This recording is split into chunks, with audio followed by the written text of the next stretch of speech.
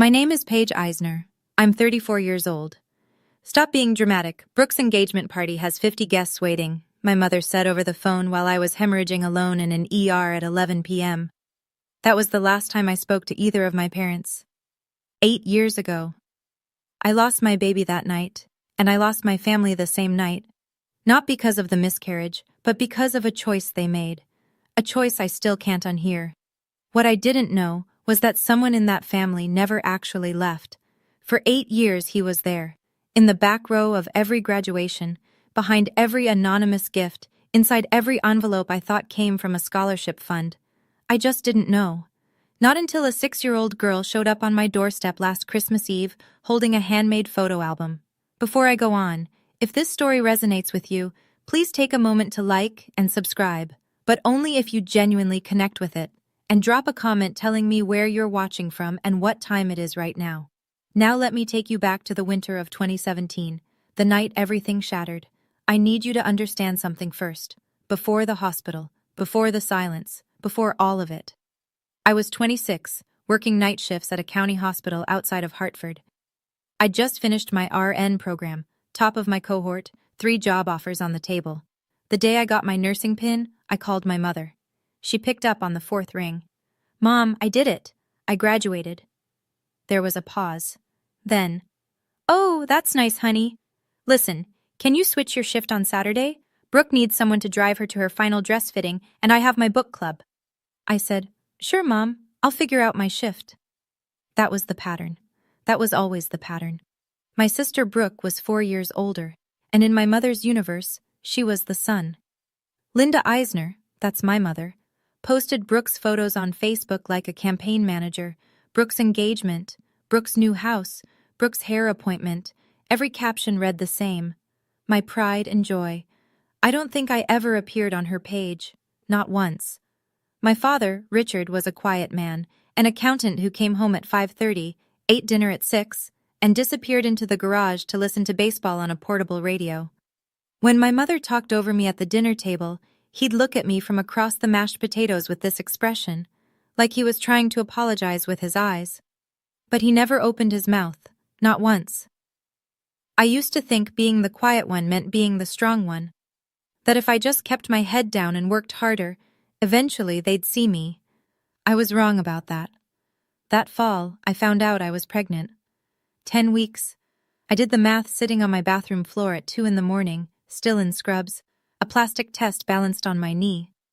The father, his name doesn't matter for this story, had left 3 weeks earlier. Packed a bag while I was on a double shift, texted me the word sorry, and blocked my number. I didn't even get a conversation. So there I was, 26, alone, pregnant, and I decided to keep the baby. I wasn't naive. I knew it would be hard, but I also knew I could do hard. I'd been doing hard my entire life. The first person I called was my mother. "Mom, I need to tell you something. I'm pregnant." Silence. Not the warm kind. The calculating kind. "Are you sure this is the right time? Brooke's wedding is in 3 months, and I don't want anything overshadowing it." I held the phone away from my face, stared at the ceiling.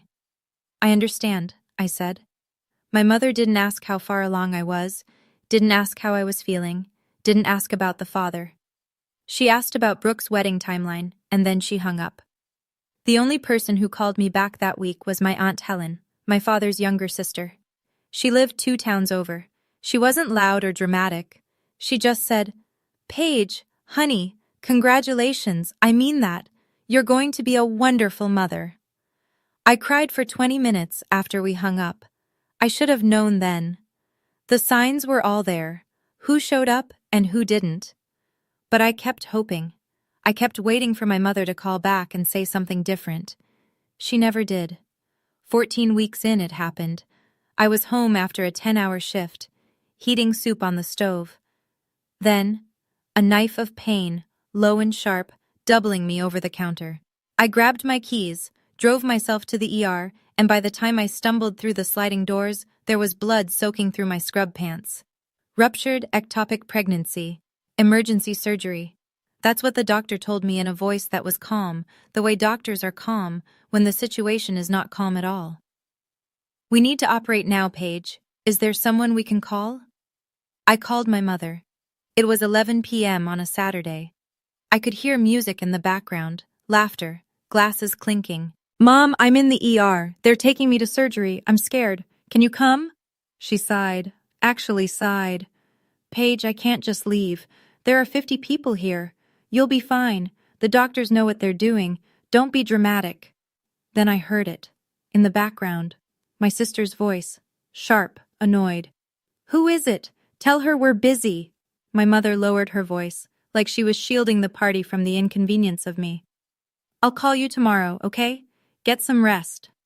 She hung up. I went into surgery alone.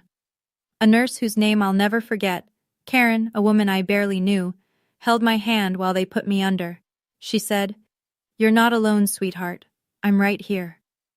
A stranger said the words my mother wouldn't. I woke up in recovery. The baby was gone. The room was empty. No flowers, no family, no one sitting in the chair by the window. Not that night, not the next day, not ever. 3 days later, I was still in the hospital when my phone rang. It was Linda. She didn't ask how the surgery went. Didn't ask if I was recovering. Her first sentence, the very first thing she said, was this. I hope you're not going to use this to guilt trip anyone. The party went beautifully, by the way.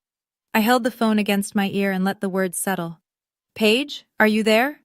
I'm here, I said. And that was the last thing I said to my mother for 8 years. I hung up. Changed my phone number that afternoon. The hospital had a social worker who helped me.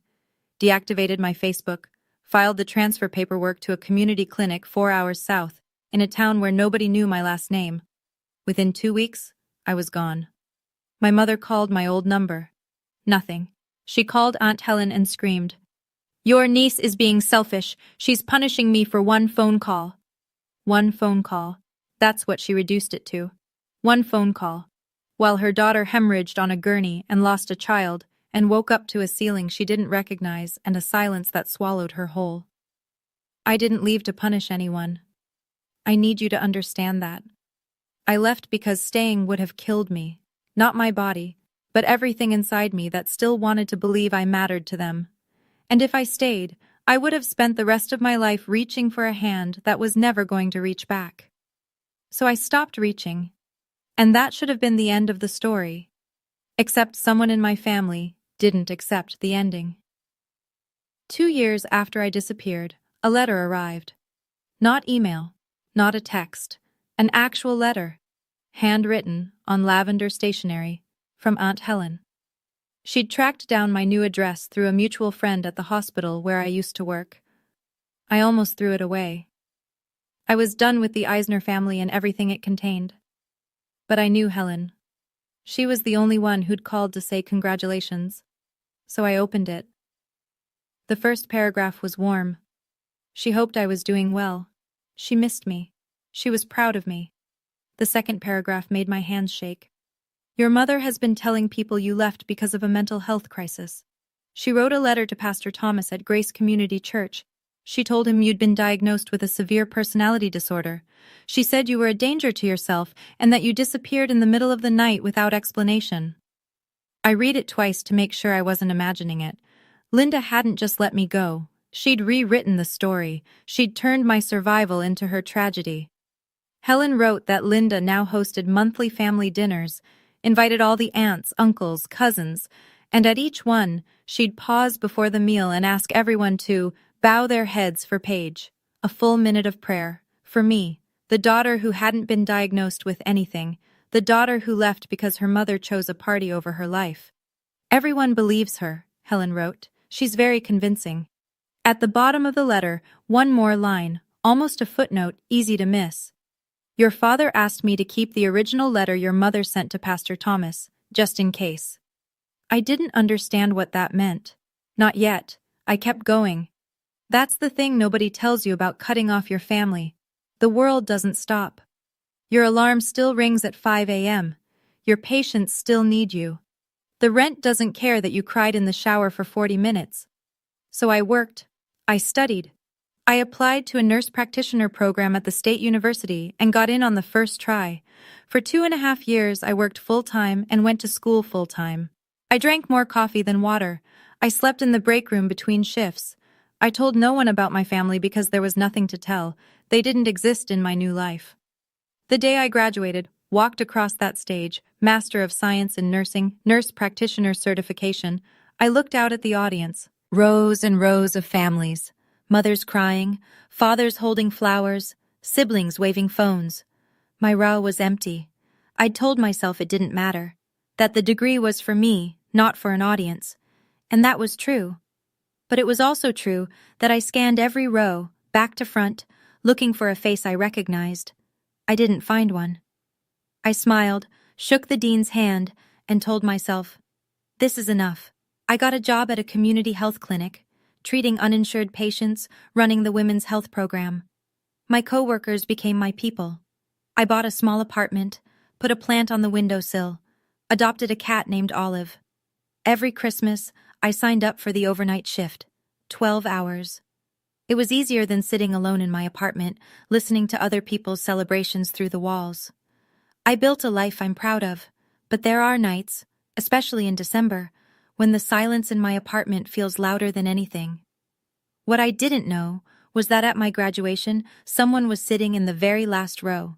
I wouldn't find out for another 6 years. Fast forward, Christmas Eve, this past year. I'm 34. I live in a small Connecticut town where the main street has a bakery, a hardware store, and a church with a bell that rings on the hour. My apartment is on the second floor of an old Victorian, creaky stairs, drafty windows, but the light in the morning is beautiful. I just finished a 10-hour shift at the clinic. Flu season. Every room full. I came home, peeled off my jacket, and poured myself a glass of wine I'd been thinking about since noon. My Christmas tree was small, 3 feet, tabletop, pre-lit. I'd hung exactly 7 ornaments. Olive the cat was asleep underneath it. Snow was falling outside, soft, the kind that makes everything quieter. My phone buzzed. Aunt Helen. Merry Christmas, sweetheart. I have something I need to tell you, but it has to be in person. Can I stop by tonight? I stared at the message. Helen had respected my space for years. She sent birthday cards, the occasional letter. We spoke on the phone every few months, short, warm conversations. She never pushed. She never mentioned my parents unless I asked. For her to want to come in person on Christmas Eve, something was different. Of course, come whenever you're ready. I put the kettle on, straightened the pillows, tried to ignore the knot forming at the base of my throat. At 7 p.m., the doorbell rang. I walked to the door, turned the handle, and looked out. But it wasn't Aunt Helen standing there. I looked down and saw a pair of brown eyes I had never met staring up at me. A little girl, maybe 5 or 6, dark blonde hair tangled from the wind, holding a book pressed against her chest like it was the most important thing in the world. The girl looked up at me. Snow dusted her eyelashes. Are you Aunt Paige? I couldn't move. I couldn't speak. No one had called me aunt in 8 years. No one in my family had called me anything in 8 years. Are you Aunt Paige? She asked again, smaller this time, like she was afraid she had the wrong door. Yes, I'm Paige. She held out the book. Grandpa said to give this to you. He said you'd know what it means. My hands took it before my brain caught up. It was heavy, leather-bound, cracked at the spine, held together with a rubber band. On the cover, in shaky handwriting, I recognized instantly my father's. 3 words. For Paige, everything. Behind the girl, a car door opened. Aunt Helen stepped out, wrapped in a wool coat, her face red from crying, or cold, or both. She walked up the steps slowly. She looked 10 years older than the last time I'd seen her.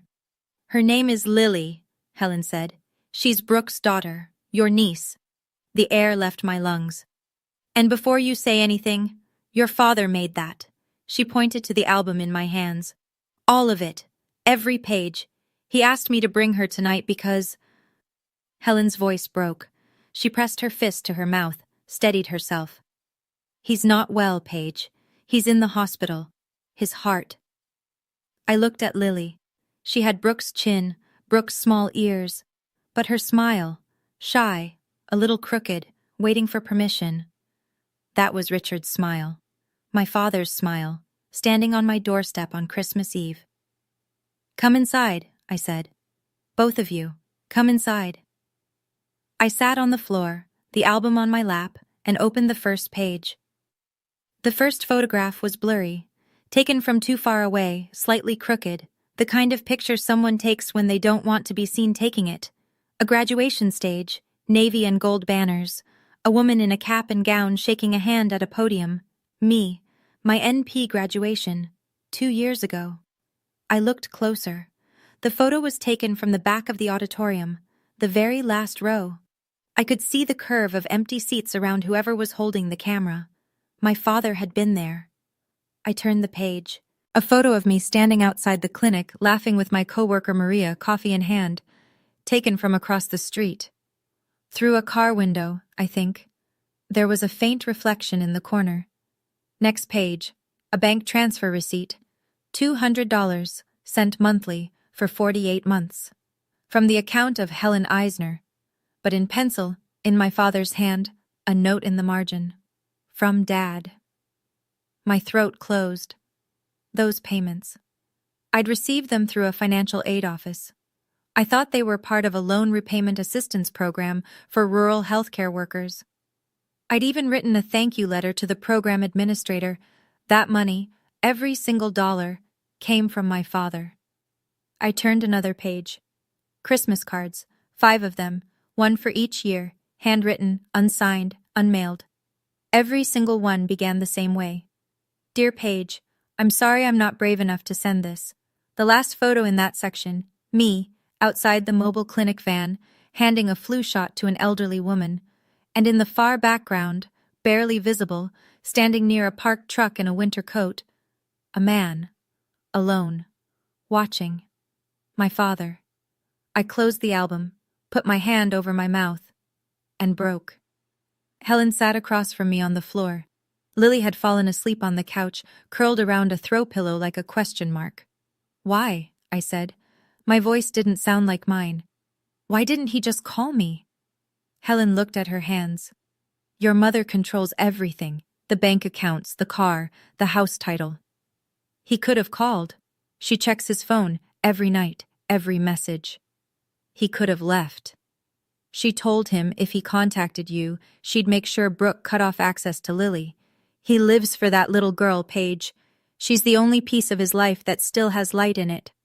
I wiped my face with my sleeve. "So he chose silence." Helen leaned forward. "He chose the only rebellion he could.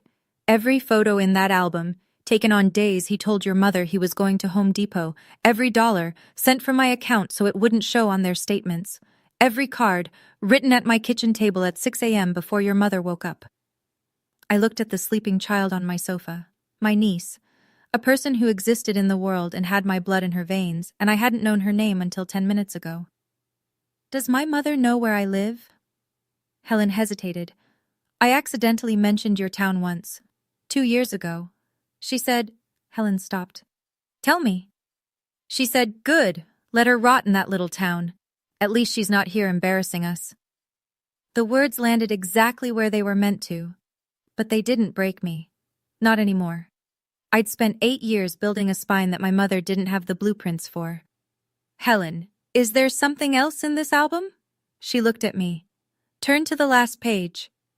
I know this is getting heavy.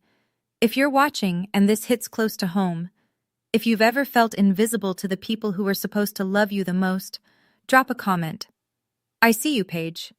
Or if you'd handle this differently, tell me what you'd do. Like this video if you want to see what happens next.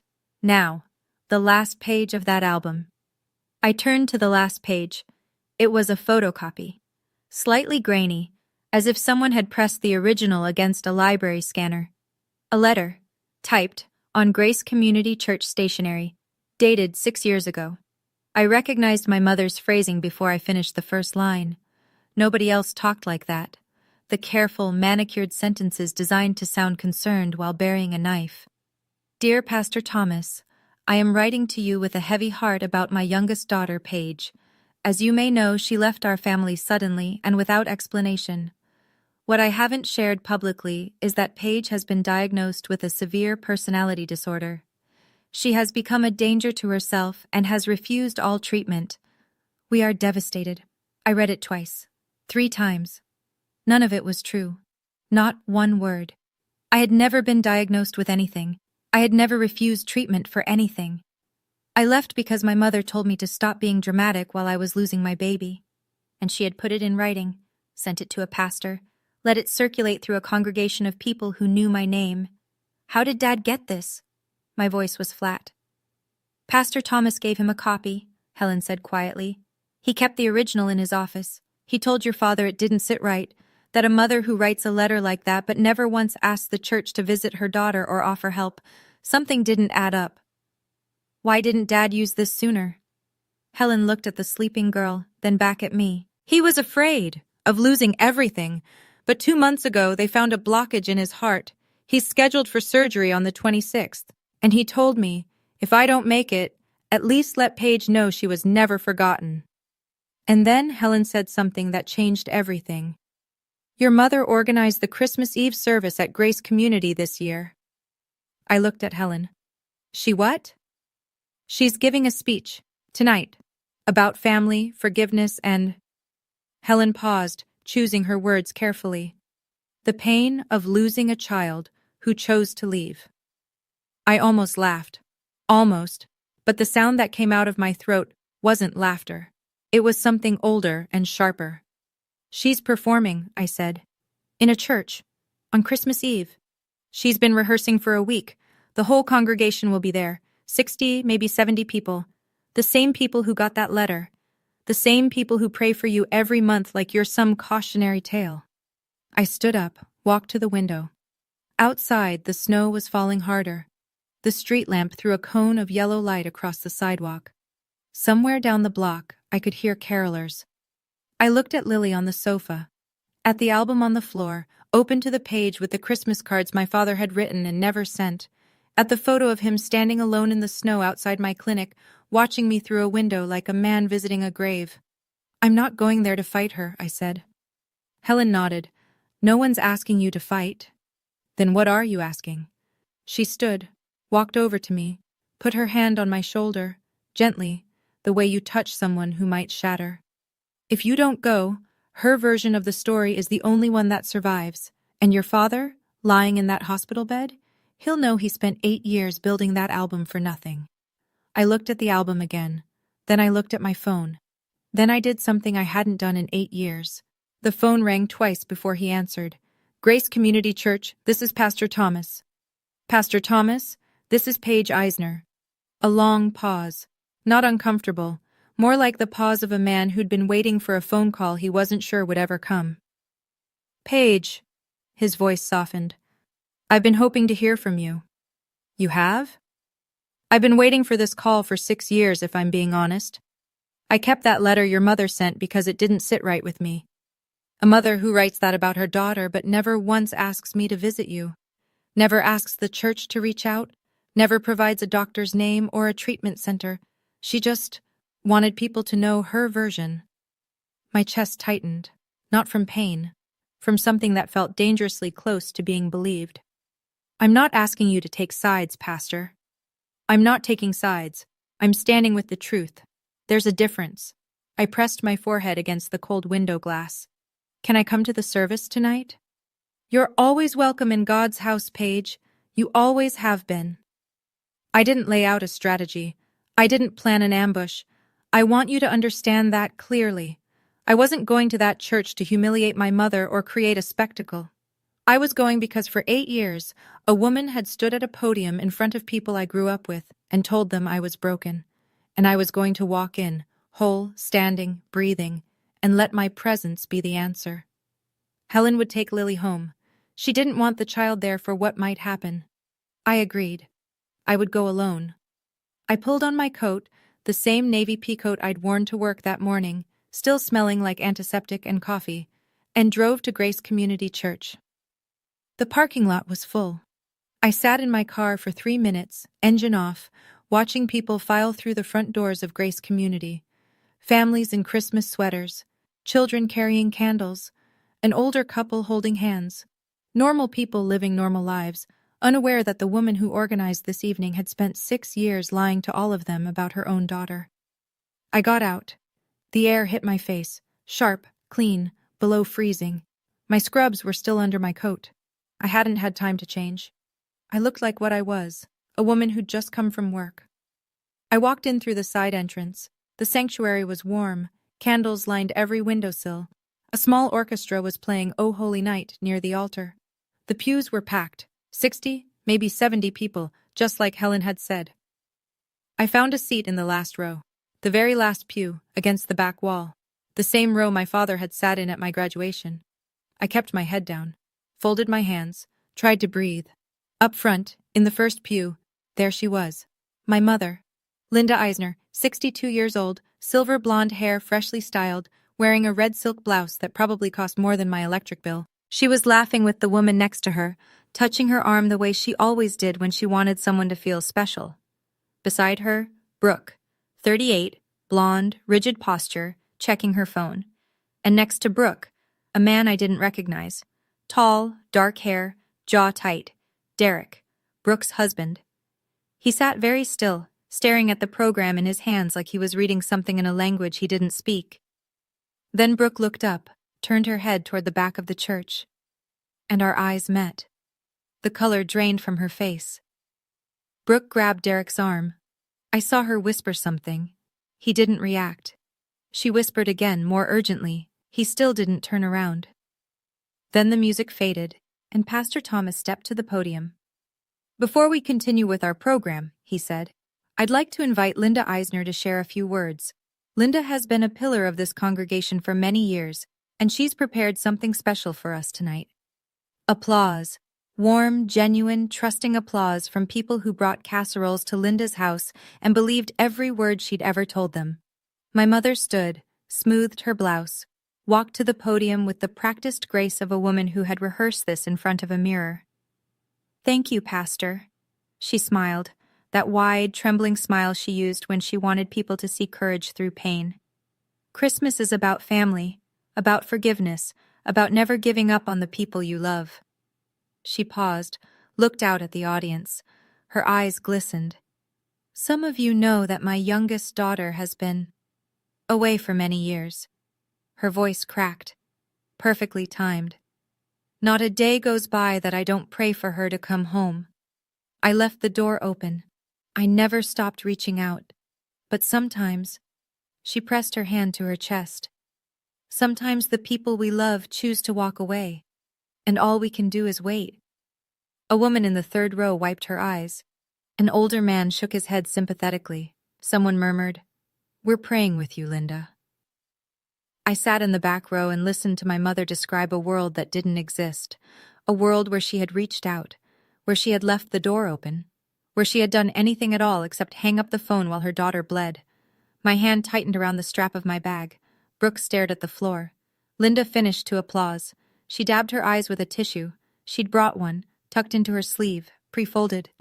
Even the tears were staged. She stepped down from the podium, and Pastor Thomas thanked her. People reached out to touch her arm as she walked back to her seat. She accepted each one like communion. Then she turned toward the back of the church. Maybe she felt it. Maybe someone's gaze had shifted. Maybe the air changed. She saw me. Her smile froze. Not faded. Froze. Like a frame caught mid-projection.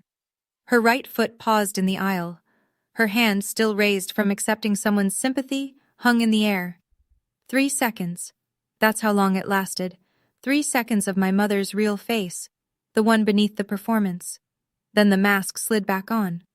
"Oh my God." Her voice carried across the sanctuary. She pressed both hands to her mouth. "Paige, is that you?" She began walking toward me, arms opening wide, tears already flowing. "My baby came home. On Christmas Eve, my baby came home." People gasped. A few clapped. An elderly woman clasped her hands together like she was witnessing a miracle. Linda moved down the aisle with her arms wide open, sobbing, performing the reunion she'd rehearsed for an audience she'd already primed. I stood up. I didn't step forward. I didn't step back. Hello, Mom. She reached me, wrapped her arms around me, pulled me tight. I didn't hug her back. My arms stayed at my sides. She pressed her mouth to my ear, her voice dropping to a whisper that no one else could hear. Every ounce of warmth vanished. Don't you dare make a scene. Smile. Now. She said it like a command. The same voice she'd used my entire life. But this time, I didn't obey. I stepped back. One step, just enough to break her grip. I didn't come here for a reunion, Mom. My voice wasn't loud. It wasn't angry. It was the voice I use when I'm telling a patient something they don't want to hear. Steady, clear, kind enough to be decent, firm enough to be unmistakable. Linda's eyes flickered. She glanced sideways at the congregation, calculated, then smiled wider. Paige, sweetheart, we can talk about this at home, not here. You chose here to tell your story. I think here is fair. Someone in the third row shifted in their seat. The murmuring started, low, uncertain, like the first drops of rain before a storm you're not sure is coming. Linda turned toward Brooke, a quick, sharp look, the kind that said, handle this. Brooke stood, walked toward us with the careful posture of a woman who'd learned from the master. Paige, this isn't the time or place. Mom has been devastated. Has she? I said. Or has she been rehearsing? Brooke blinked, opened her mouth, closed it. The murmuring grew louder, heads turned. People who'd been reaching for their hymnals were now watching the aisle. Linda drew herself up. Her chin lifted. Her voice rose, not to a shout, but to the precise volume needed to reach every ear in the room. See? This is what I was talking about. She comes here to attack me, in God's house, on Christmas Eve. She looked at the congregation, palms open, eyes wide. The wronged mother, the eternal victim. You all saw. I opened my arms to her.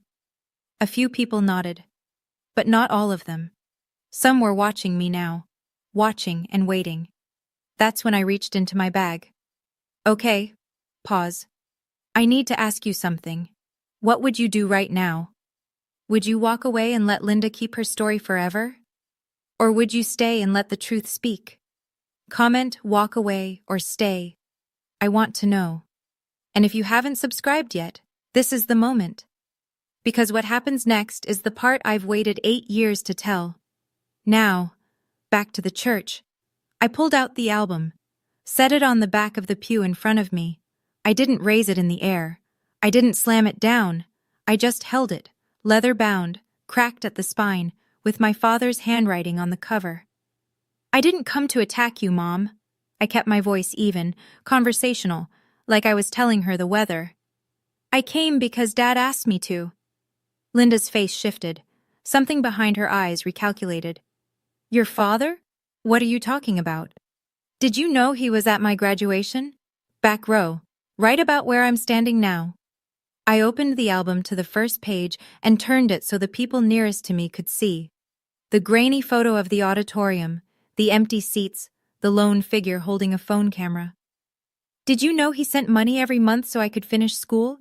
Did you know he wrote me a Christmas card every single year and never mailed them because he was afraid of you? Silence, not the comfortable silence of a church at rest. The heavy, airless silence of a room full of people realizing they might have been lied to. That's ridiculous, Linda said. Her voice was still controlled, but her jaw was tight. Your father agrees with me completely. He always has. Dad is in the hospital right now. Heart surgery on the 26th. I closed the album gently. He made this album, every photo, every receipt, every unsent card, because he didn't know if he'd get another chance to tell me the truth. A murmur rippled through the pews. The woman who had wiped her tears during Linda's speech was now staring at my mother with an entirely different expression. Nobody was clapping anymore. I opened the album to the last page, held it steady. This is a letter you wrote, Mom, 6 years ago, to Pastor Thomas.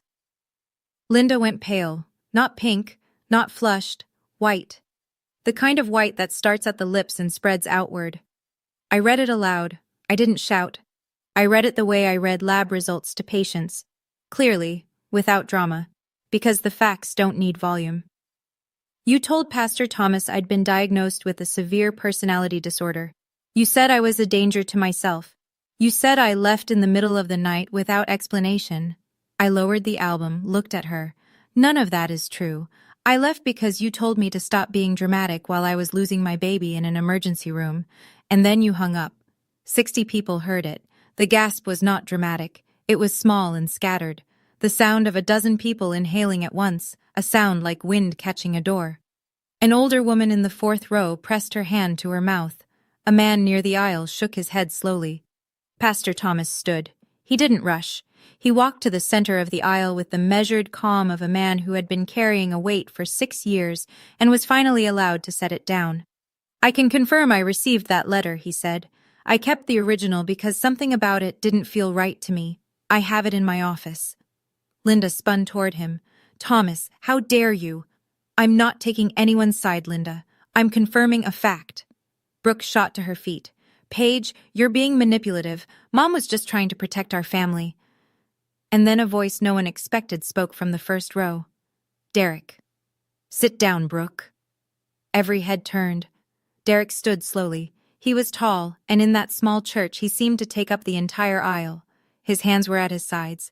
His voice was steady, but there was a tremor in it. The kind that comes not from weakness, but from a man saying something he's held inside for too long. I need to say something I've known for 2 years. Brooke's face collapsed. Derek, don't. He didn't look at her. He looked at me. Brooke told me during an argument. She said she heard your phone call that night, the night you were in the ER. She heard you ask your mother to come. He paused, swallowed. And she told Linda not to go. She said, don't go. The guests are about to arrive. The church went so quiet I could hear the candles hissing on their wicks. I have a daughter, Derek continued. Lily, she's 6 years old, and I think about what kind of world I'm teaching her to live in if I keep this quiet.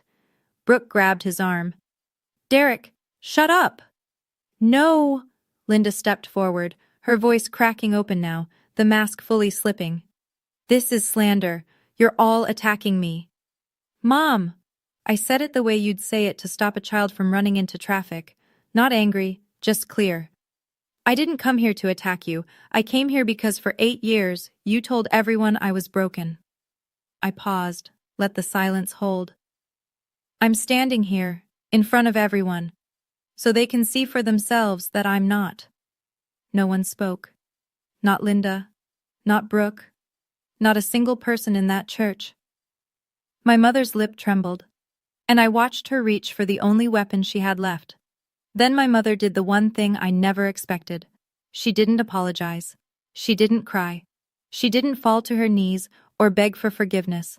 That would have required her to admit she was wrong, and Linda Eisner, in 62 years of living, had never once admitted she was wrong. Instead, she turned to the congregation, slowly, deliberately, and she said, You're all going to believe her? Her voice was ice. After everything I've done for this church? I organized the bake sales. I ran the Christmas drive. I was here every single Sunday while she jabbed a finger in my direction without looking at me, was off doing God knows what in some town nobody's heard of. Nobody responded. Fine. She straightened her blouse, lifted her chin. Fine, if that's how it is. She turned to the first pew. Brooke, we're leaving. Brooke didn't move.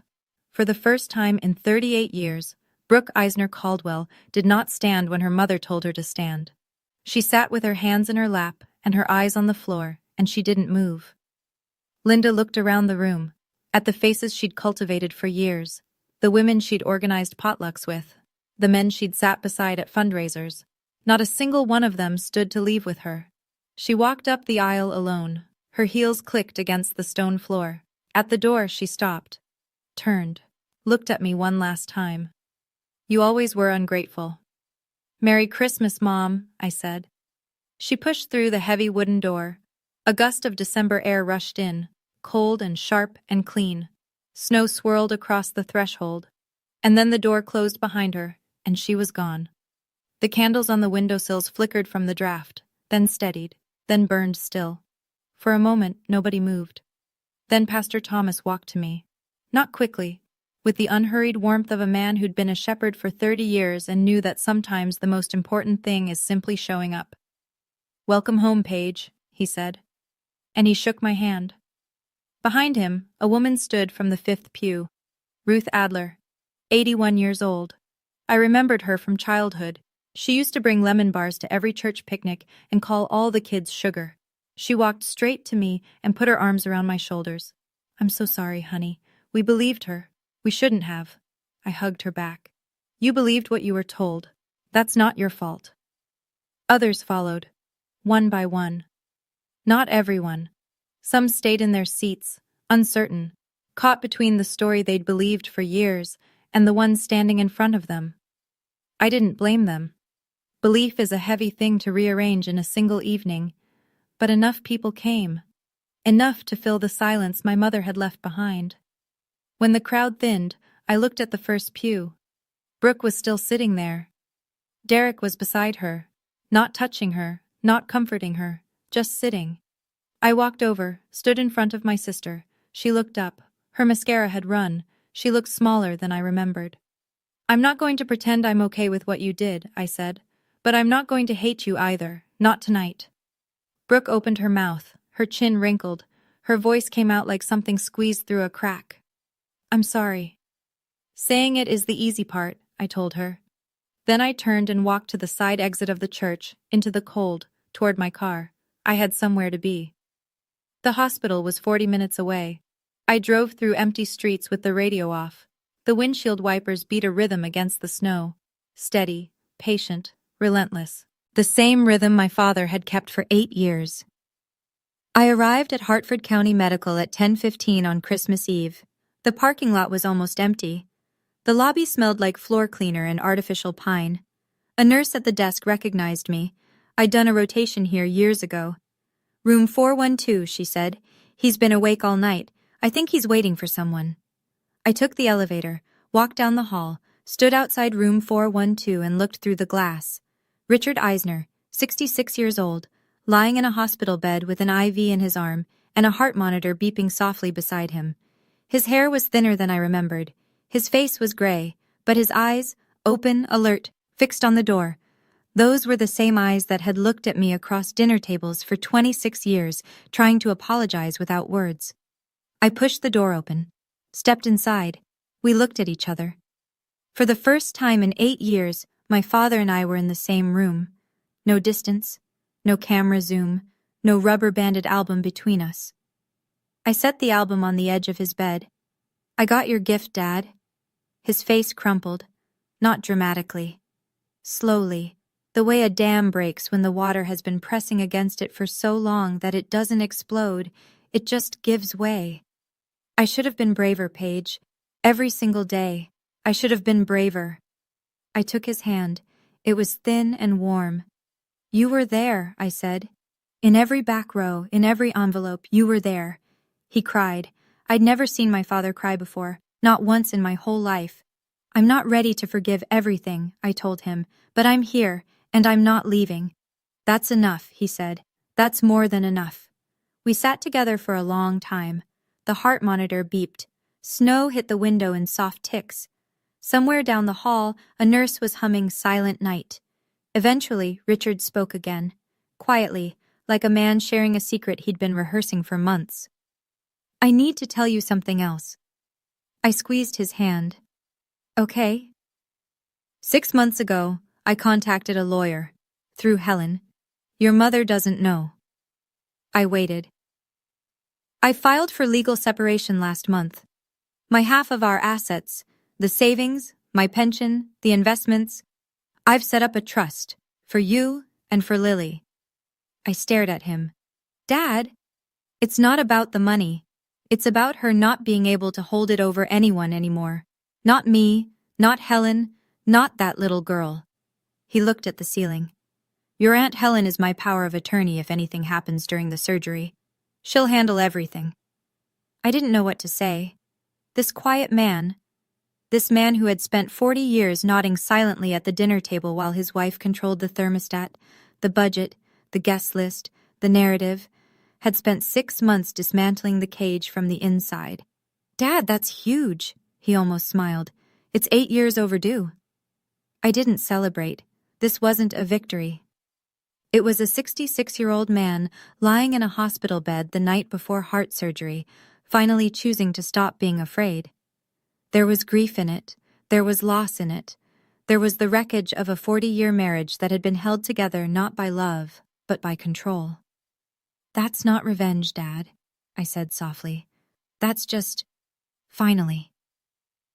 He nodded, closed his eyes. His grip on my hand loosened, not letting go, just resting. I stayed until he fell asleep. The week after Christmas, things moved quickly. I don't say this with satisfaction. I'm telling you what happened because you deserve to know that actions have consequences, even when you've spent decades believing you're immune to them. The church board met on December 28th. Ruth Adler, the same woman who had hugged me in the aisle, sat on that board. So did 3 other people who had been in the sanctuary on Christmas Eve. They didn't vote to expel Linda. They didn't ban her. They simply, quietly, and unanimously asked her to step back from her organizational responsibilities for the foreseeable future. Ruth told Helen, "We think it's best for everyone." Linda called every aunt, uncle, and cousin in the Eisner family. She had a new script ready. Paige ambushed me in front of the whole church. She planned it to humiliate me. But this time, the script didn't land the way it used to. Helen had already sent photos of the album pages to the extended family. Richard's handwritten cards, the bank receipts, the photocopy of the letter. For the first time in 8 years, Linda's version of the story had competition. Not everyone believed me. I want to be honest about that. Some family members still sided with Linda. Habit is a powerful thing, but enough of them called Helen with the same question. Is this true? Did she really write that letter? The answer was always the same. Yes, and the original was in a pastor's office. Derek texted me on New Year's Day. Short, direct. "Give her time, but I want Lily to know her aunt." I read it twice, then typed back, "I'd like that." Linda was alone in the house on Maple Drive. No one locked her out. No one needed to. The doors were open. The rooms were just empty. December 26th, 6:30 a.m. I sat in the surgical waiting room at Hartford County Medical with a paper cup of coffee I hadn't touched. Helen sat beside me, knitting something. A scarf, I think. The needles clicking softly. She always needed her hands busy when she was afraid. I was wearing my scrubs. Not because I was working, but because they were the only clothes that felt right. I'd spent 10 years in these clothes, standing on the other side of operating room doors, telling families to breathe, to wait, to trust the team. Now I was the family. Now I was the one being told to breathe. The surgery was scheduled for 4 hours, coronary artery bypass. The surgeon, Dr. Reeves, had explained the risks the night before, and I had nodded along, understanding every clinical word and feeling none of the clinical calm. Hour 1. Helen knitted. Hour 2. I paced. Hour 3. I sat down and stared at the scuff marks on the floor and thought about all the years I had missed. Birthday dinners I was never invited to. Sunday phone calls that never came.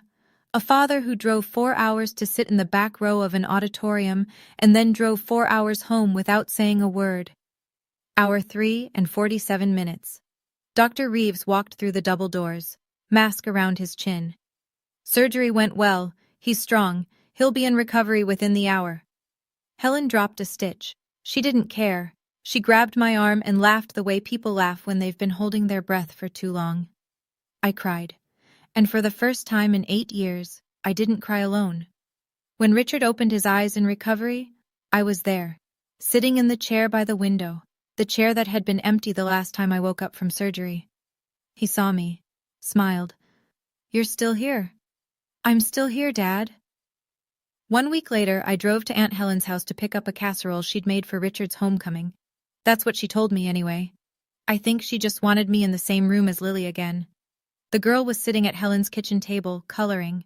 She looked up when I walked in, and her whole face changed. Not excitement exactly, but recognition, like she'd been waiting. "Hi, Aunt Paige." "Hi, Lily." She went back to coloring. I sat across from her and watched her work. Tongue between her teeth, crayon gripped tight, completely absorbed. After a few minutes, she folded her paper in half, pressed the crease with her palm, and slid it across the table to me. I opened it. 2 figures drawn in crayon. One tall, one small. Holding hands. The tall one had brown hair and a blue jacket. My peacoat, I realized. The small one had yellow hair and a red bow. Underneath, in the careful, oversized letters of a child learning to write, Aunt Paige plus me. My throat closed. Lily, did Grandpa tell you about me? She nodded, matter of fact, like it was the most obvious thing in the world. Grandpa shows me your picture every night before bed. He says you're the bravest person he knows. I looked at the drawing. Then I looked at Helen, who was standing in the doorway wiping her eyes with a dish towel. 8 years. I'd spent 8 years believing I'd been erased. That I existed nowhere in my family's memory. That I'd been written out of the story so completely that no one even remembered there was a story to tell. But in a 6-year-old girl's bedroom, a girl I'd never met, there was a picture of me on the wall. I was never truly alone. I just didn't know it yet. People ask me that question. You know the one. Every time I tell this story, someone asks, "Did you forgive your mother?" Here's my answer, and I need you to sit with it, because it's not the neat, ribbon-tied ending people want. Forgiveness isn't a gift you give someone who hurt you. It's a decision you make so the hurt stops living rent-free in your chest. And I'm not there yet. I might never be. And that is okay. I haven't spoken to Linda since Christmas Eve. She hasn't called, she hasn't written, she hasn't shown up at my door with an apology or a casserole or a Bible verse about prodigal daughters. The silence between us used to feel like a wound. Now it feels like a wall I built on purpose. And I'm not tearing it down until someone gives me a reason to. With Brooke, I'm open. But open has conditions. I told Helen to pass along a message. I'll talk to your niece when she's ready to be honest. Not before. I don't need her apology. I need her to change. No response yet. Maybe there won't be. Maybe there will be. I can live with either. With my father, we're building. Slowly. 1 phone call a week. 1 visit a month. He comes to my apartment, and I make him soup, and he sits on my couch and watches me work on patient charts and doesn't say much. Sometimes he falls asleep. Sometimes we talk. It's not perfect. It's not fixed. But it's real. And real is more than I've had in a very long time. I decided something that night in the church, something I carry with me every single day now. Blood doesn't override behavior. I decide who gets access to my life. I decide who earns the chair at my table. And I set it for myself first. This Christmas was different. I didn't sign up for the overnight shift. For the first time in 8 years, I wasn't at the clinic on December 25th. I was home. My apartment still has the creaky stairs and the drafty windows. But the table, the small kitchen table where I used to eat cereal alone at 7 a.m., had 3 extra chairs pulled up to it. Richard sat on the couch. He's thinner now, and slower. But his color is good, and his doctor says the bypass is holding. He was helping Lily hang a paper snowflake on the tree, my tree, which this year was 5 feet tall and had more ornaments than branches. Helen was in the kitchen, doing what Helen always does, feeding people. The whole apartment smelled like garlic and rosemary and something chocolate cooling on the counter. Derek had brought Lily that morning. He and Brooke are separated now. That's not my story to tell, and I won't pretend to know all the reasons. But he stood in my doorway, handed me a bag of Lily's things, and said, "Thank you for letting her be here." I said, "Thank you for bringing her." Brooke sent a card, 2 words inside. "I'm sorry. I don't know if that's a beginning or an ending. I don't know if she means it the way it needs to be meant. But I put the card on my windowsill, next to a photo of my father at my graduation, printed from the album, framed in a $5 frame from the pharmacy. Lily sat on the floor, drawing. She draws constantly now. Every picture has 2 people holding hands. I looked around the room, small, warm, imperfect, full. Last Christmas, a little girl knocked on my door holding a book. This Christmas, she's sitting on my living room floor, drawing pictures of the 2 of us. Some stories don't have neat endings, but this one has a beginning. And that's enough. If you're still here, and I hope you are, I want to say something directly to you, not as a character in a story, as a person. If you recognized any of this, the favoritism, the gaslighting, the way a parent can smile for the room while gutting you behind closed doors, I want you to know something. Walking away isn't giving up. Walking away is sometimes the bravest thing you'll ever do.